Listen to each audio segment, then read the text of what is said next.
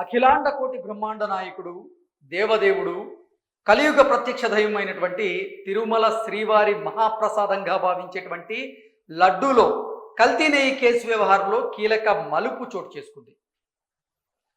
ఈ కల్తీ నెయ్యి కేసు వ్యవహారంలో ఆంధ్రప్రదేశ్ ప్రభుత్వం ఏకసభ్య కమిషన్ను ఏర్పాటు చేసినటువంటి క్రమంలో ఆ ఏకసభ్య కమిషన్ బాధ్యతలు దినేష్ కుమార్కు అప్పగించారు ఆంధ్రప్రదేశ్ ముఖ్యమంత్రి వర్యులు నారా చంద్రబాబు నాయుడు గారు.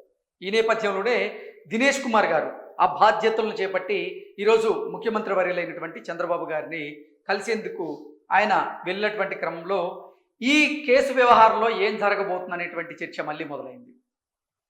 ఏకసభ్య కమిషన్ను ఏర్పాటు చేయడాన్ని వ్యతిరేకిస్తూ మాజీ ఎంపీ అయినటువంటి సుబ్రహ్మణ్య స్వామి ఆయన సుప్రీంకోర్టులో ఒక పిటిషన్ దాఖలు చేశారు. అయితే సుబ్రహ్మణ్య స్వామి దాఖలు చేసినటువంటి పిటిషన్ను సుప్రీంకోర్టు కొట్టివేయడం జరిగింది. దాని మీద కూడా పెద్ద ఎత్తున గత వారం రోజులుగా చర్చ జరుగుతూ ఉంది.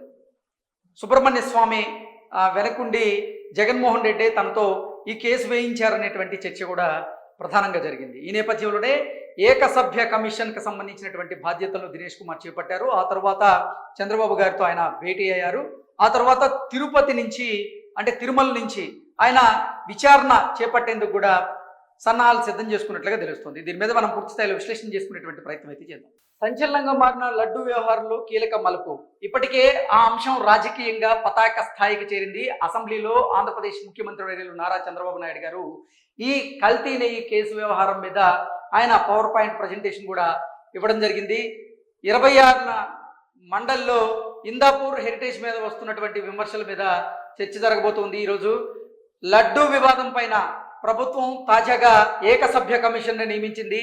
ఈ సమయంలోనే కీలక పరిణామం అయితే చోటు చేసుకుంది. లడ్డు వివాదం మీద సుప్రీం నియమించినటువంటి సిట్ సుదీర్ఘ విచారణ చేసింది, ఛార్జ్ షీట్ దాఖలు చేసింది, అందులో కీలక అంశాలను కూడా ప్రస్తావించింది. ఈ నివేదిక ఆధారంగా అటు కూటమి ఇటు వైసీపీ మధ్య తీవ్ర స్థాయిలో రాజకీయంగా విమర్శలు అయితే చెలరేగాయి. కాగా క్యాబినెట్లో తీసుకున్నటువంటి నిర్ణయం మేరకు ప్రభుత్వం లడ్డు వివాదం మీద ఏకసభ్య కమిషన్ అయితే నియమించింది. మాజీ ప్రభుత్వ ప్రధాన కార్యదర్శి అయినటువంటి దినేష్ కుమార్కు విచారణ బాధ్యతలను అప్పచెప్పింది. అటు సిట్ పరిధిలో విచారణ ఉండగా ప్రభుత్వం మరో కమిటీ నియమించడం మీద సుప్రీంకోర్టులో సుబ్రహ్మణ్య స్వామి పిటిషన్ దాఖలు చేశారు. దీని మీద విచారణ చేసినటువంటి సుప్రీంకోర్టు ప్రభుత్వం నియమించినటువంటి కమిటీ విచారణ చేయవచ్చు అంటూ తేల్చి చెప్పింది. సిట్ అలాగే ప్రభుత్వం నియమించినటువంటి కమిటీ ఒకరి విచారణ మరొకరిపైన ప్రభావం పడకుండా చట్టానికి లోబడి విధులు నిర్వహించాలంటూ కూడా సుప్రీంకోర్టు స్పష్టం చేసింది. ఈ నేపథ్యంలోనే ప్రభుత్వం నియమించినటువంటి ఏకసభ్య కమిటీ పని ప్రారంభించేందుకైతే సిద్ధమైంది.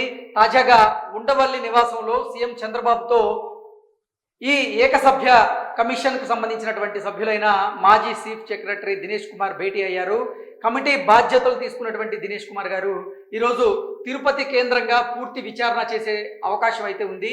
కల్తీ నెయ్యి సరఫరా అంశంలో జరిగినటువంటి నిర్లక్ష్యం, దానికి బాధ్యతలైనటువంటి ఉద్యోగులపైన చర్యలకు దినేష్ కుమార్ సిఫార్సు చేసేటువంటి అవకాశం ఉందని సమాచారం అందుతుంది. 45 రోజుల్లో ప్రభుత్వానికి నివేదిక అందించాలని దినేష్ కుమార్ విచారణ వేళ అవే అంశాలు వెలుగులోకి వస్తాయా లేదా కొత్తగా మరేవైనా అంశాలను తెర మీదకి తీసుకొస్తారా అనేటువంటి ఆసక్తికరంగా అయితే ఈ అంశం మారుతూ ఉంది. అయితే దినేష్ కుమార్ కమిటీ నియామకం సమయంలోనే ప్రభుత్వం అసలు లక్ష్యం అయితే స్పష్టం చేసింది. దీంతో ఇప్పుడు ఈ కమిటీ ఎవరిని విచారణ చేయబోతోంది, ఎలాంటి సమాచారం రాబట్టబోతోంది అనేది 45 రోజుల్లో ఇచ్చేటువంటి నివేదికలో ఎవరిని బాధ్యుల్ని చేయబోతుంది అనేది రాజకీయంగా అయితే నిజంగా ఉత్కంఠ రేపబోతుంది.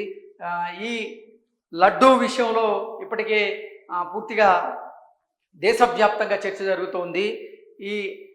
అంటే హిందువుల మనోభావాలు దెబ్బతిన్నాయి ఈ కల్తీ లడ్డు తిన్న తర్వాత అంటూ చాలామంది అభిప్రాయాన్ని వ్యక్తం చేస్తున్నటువంటి క్రమంలో అసలు ఏకసభ్య కమిషన్ విచారణ తర్వాత ఎటువంటి నివేదిక వస్తుంది, ఎటువంటి నివేదికని ఇస్తుంది, ఆ నివేదికలో ఎవరెవరి పేర్లు ఉంటాయి, ఎవరిని బాధ్యుల్ని చేయబోతుంది, అసలు ఏం జరగబోతుంది అనేది ఆ ఉత్కంఠ అయితే చాలా మందిలో ఉంది.